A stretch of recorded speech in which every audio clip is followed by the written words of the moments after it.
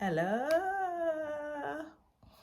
With me today, who is going to be taking us through in details the topic of today is my very good friend, a versatile nurse, a brilliant one at that, the person of Ramat Adenoga. Hello, Ramat. Yeah, Ramat is here with me today. She's going to be taking us through the process of how to migrate to Canada. Whether you are a nurse, well, you must be a nurse because this program is for nurses. I meant whether you're in the UK already, you want to migrate to Canada, whether you're in Nigeria, Australia, wherever you are, and then you have been dreaming of, oh, Canada is my dream country, because I tell you, we all have dream country. Oh, UK is my dream country, Canada is my dream country, US is my dream country. If your dream country has been Canada all this while, and you are a nurse, I am excited that this is a good news for you, because we all know that it's been very difficult to practice as a nurse in Canada, especially if you're an international nurse. Oh, the process is so difficult and tedious. Their nursing registration is like you are putting a thread in a pinhole. As in, they made it so difficult that it can take you up to a year. You're still struggling with NNAS, NAS, their evaluating body, and then you send, oh, it's just, yeah. I started it and I just gave up. I said, no, this is not for me. Even nurses that migrated to Canada through other means, maybe the express entry pool and all those sorts, and they're already in Canada, even have it difficult to even practice as a nurse because of this, their almighty requirements and getting through nurse.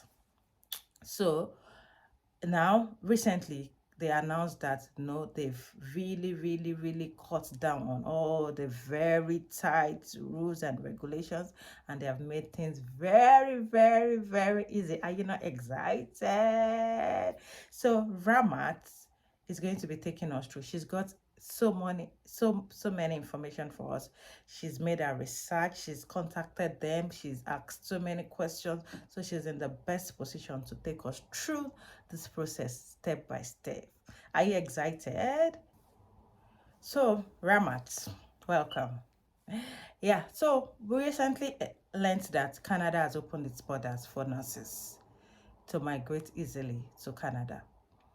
So can you please expatiate us on more on this and explain to us, so what does this mean? What is in it for us? Yes, Hayo, that's very correct. Canada has actually opened its doors and made it a lot easier for nurses to get registered and practice in different provinces in Canada. The initiative has been ongoing for the past few months, I think from sometimes around last year, September, if I'm not mistaken. Most of the provinces, College of Nursing, the Board of Nursing, they've made different kinds of adjustments to the requirement, which is sort of making it a lot more easier for nurses to get registered in these different provinces. For instance, we've got the Alberta College of Nursing, College of Registered Nurses of Alberta. We've got the Nova Scotia College of Nursing currently, and then we've got the British Columbia College of Nursing as well. They've really streamlined the requirements for nurses, and there are so many initiatives at the moment that these provinces are rolling out in order to ensure that they can attract the best of nurses to their respective provinces. Nurses are hot cake, like we all already know, and moving to Canada for most people is going to be a dream come true. So for each of them, they look a bit all similar. However, for Nova Scotia, I find Nova Scotia requirement a bit more lenient than the other ones, and all the bottlenecks that you have to go through have all been removed, because you can now actually apply directly to Nova Scotia College of Nursing without having to pass through the NNAS, which is the assessment organization for nurses in Canada. So Ramat, you mean nurses in Nigeria can also apply? So yeah, let me get this. The Novo, the sorry, the Alberta and British Columbia, and I think Nova Scotia are really the ones that the provinces that have I don't know, yeah, if you explain better, because yes, I know you've been mentioning these three provinces. I think they're the ones that their requirements are extremely, well, easy for nurses to go by. And then do they have specific requirements? And then also tell us about the English language requirements. Is because we all know that if you want to migrate to, especially the UK, yeah, you need your English test. So yeah, tell us about that. Expatiate more on the provinces and then the specific requirements or the English requirements and stuff like that.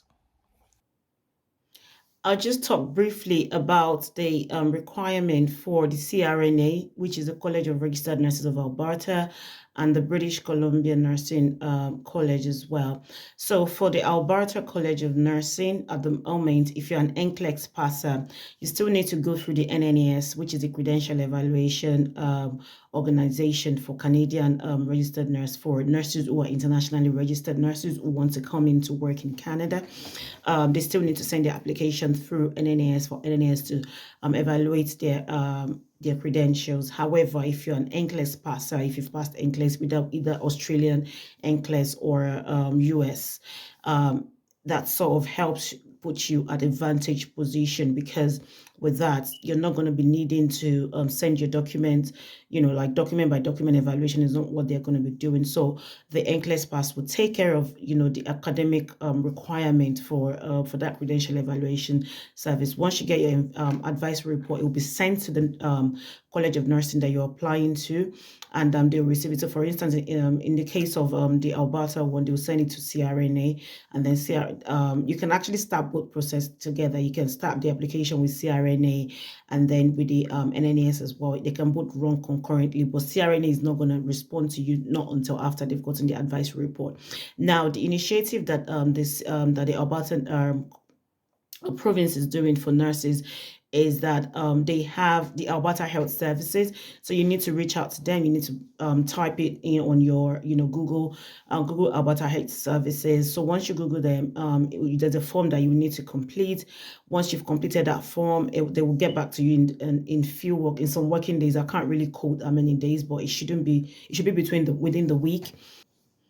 So it should be within the week that you sent that form, and then they will get back to you. They will ask you a couple of questions, because, like I said, there are different initiatives that each province is bringing on board to make it easier for nurses to migrate to Canada.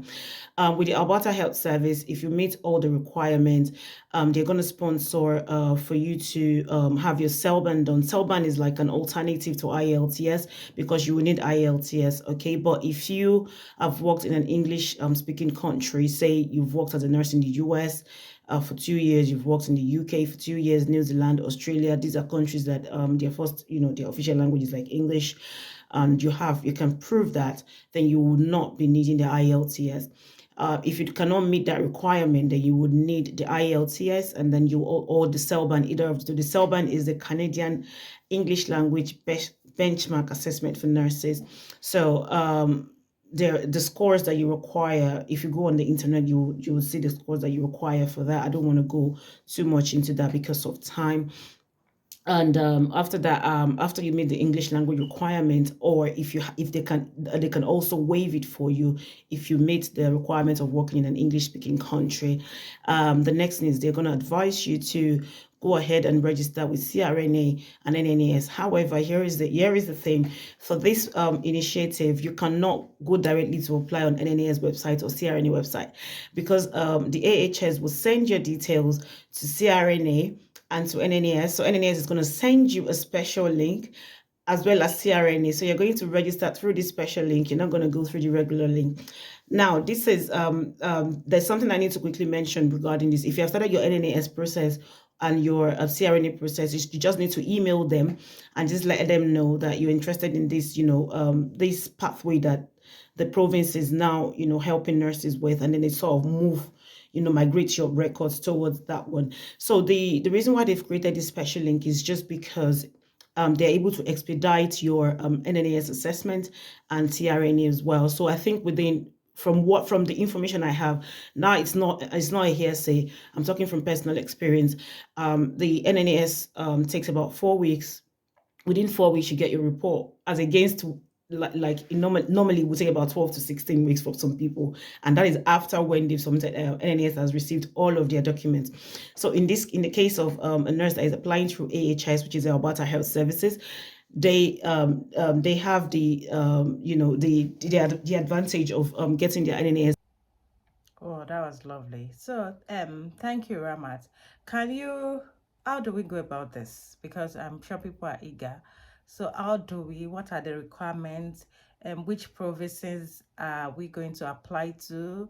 Yeah, can you tell us more about it? The requirements, how to apply, how does this really work? Yeah, tell us.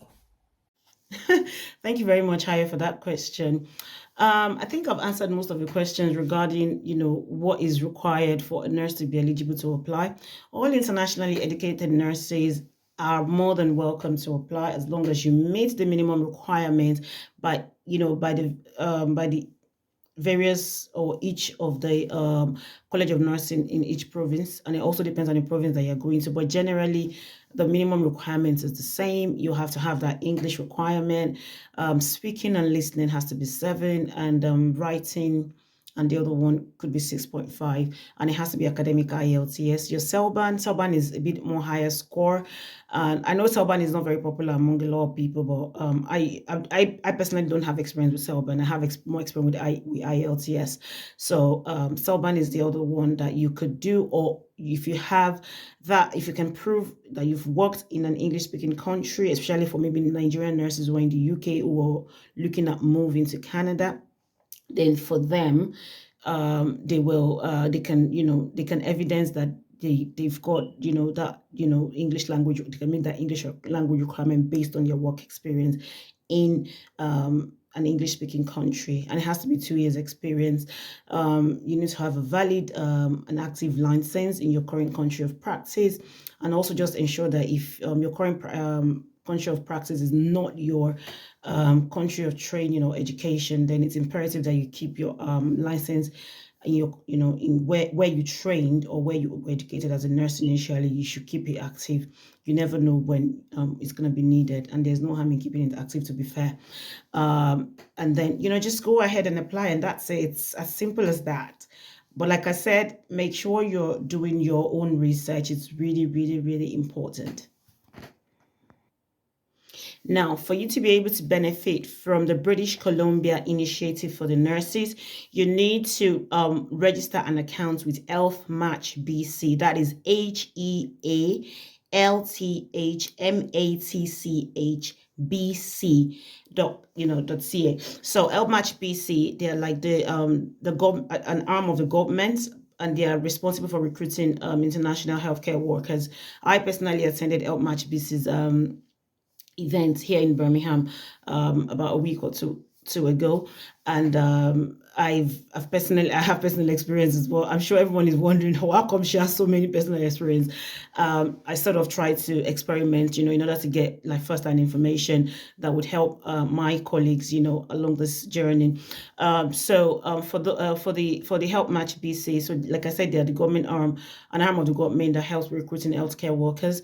So with the BC one, you need to register. Once you create an account on Help Match BC, you need to put your CV, you need to do your profile and some other things. It's self-explanatory. Just follow all the steps, and then someone will reach out to you. A recruiter will reach out to you. They will ask you a few questions, and then from there, you'll be directed to sign a return of service agreement. The return of service agreement will detail all of the expenses that the government of British Columbia would be footing, in the course of your wanting to register with the British Columbia Nursing College. So the return of service is just for 12 months, a minimum of 12 months. That's what I've seen. I haven't seen anyone more than 12 months. And they'll put you the process is quite like straightforward. You've got, everything. You have email correspondence from them. You need to go through the NCAS, that's NCAS, that's what they use. The BC and some maritime Canadian provinces also use the NCAS as well. And with the NCAS, it's the same English language requirement in that CELBAN or IELTS, and depending on which one you want to do, really. But remember, the IELTS has to be academic. It's not going to be general. It has to be what academic, okay? So, or if you're able to prove English language, just like the same one with Alberta, then they would waive the English language exam for you. Another thing is if you've passed your NCLEX, again, that's a very good one. It puts you in a vantage position. It gives you an edge, with your registration process. Yeah, one other important point I just want to add regarding the PR pathway is for AHS, the Alberta Health Service is not offering that. But at the moment, I think there are works on the way. We're looking at, pushing it to them. I can assure you that's something I have initiated already. So I'm just waiting for their response regarding that, because I know that British Columbia is doing that, for candidates who are coming in through the Health Match BC.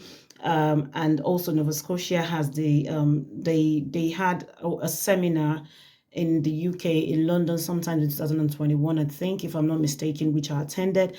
And there was the reassurance that, because it's the Nova Scotia Health Service. I can't really remember their name now, but it is NSHC. And they also have like an immigration arm. I receive emails from them all the time, updates and all of that. And once you've registered with Nova Scotia College of Nursing, you just get in touch with them. They'll match you up with an employer, send you loads of vacancies. I mean, just once you're shortlisted, get interviewed, and then just let them know once you've got your your job offer. With the job offer, they help you file for your work visa, and once your work visa is being filed for, they also put in your permanent residency application for you concurrently. This is first-hand information that I've gotten from one of their agents, one of their lead international recruiter with the Nova Scotia government. So this is not something I heard from someone. This is something that I've had a one-to-one conversation with them. Also, like Nova Scotia has some other perks as well, because they want a lot of immigrants to come to Nova Scotia. They've got like bursary reimbursement for education. Some of the hospitals are willing to sponsor you for your like higher degree. If you've got your master's, they're willing to send you for your PhD, fully paid for, but you have to go to rural Nova Scotia area. But yeah, we can always do another video about that maybe at some point later. And I hope I've been able to shed a bit more light into the new pathway that is making it a lot more easier for internationally educated nurses to get registered and hopefully get their license and start working in Nova Scotia. And don't forget, you still need your NCLEX at the end of it all. All of this nursing board are going to offer you conditional license when you've gotten to that stage. But when you move over with your work permit, then you're going to have to sit for your NCLEX within a time frame. I would really, really want Nigerian nurses, nurses who are currently registered in Nigeria. I would really love for them to key into this initiative, because it's really, really beneficial. It's one of the most straightforward process, especially the one for the Nova Scotia. You just need to, like I said, Nova Scotia Health Association, that's the name of the government arm that is recruiting nurses for Nova Scotia government.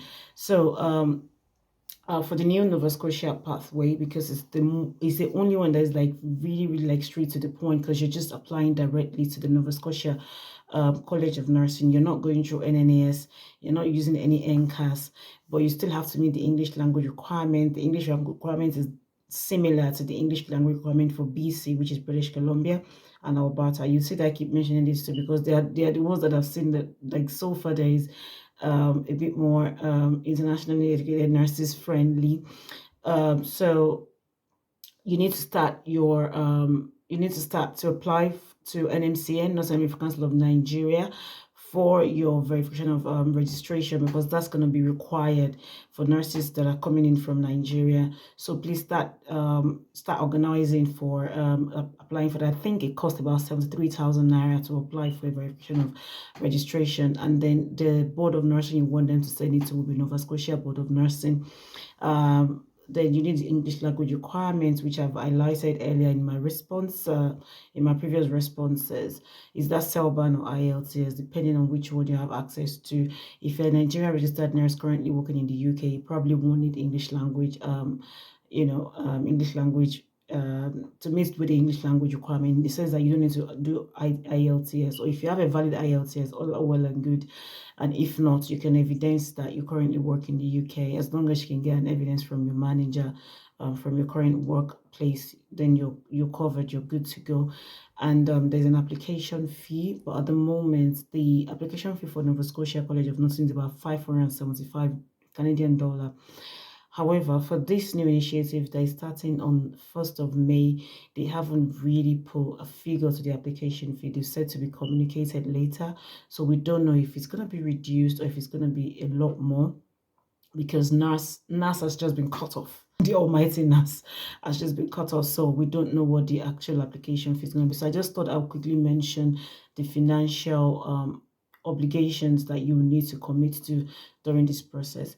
Now, what I'm not 100% certain of is if the Nova Scotia Health Association, if they are going to be reimbursing some of this fee for nurses who are willing to come to the province after they, I mean, once they get registered. I'm not 100% certain what they're going to do.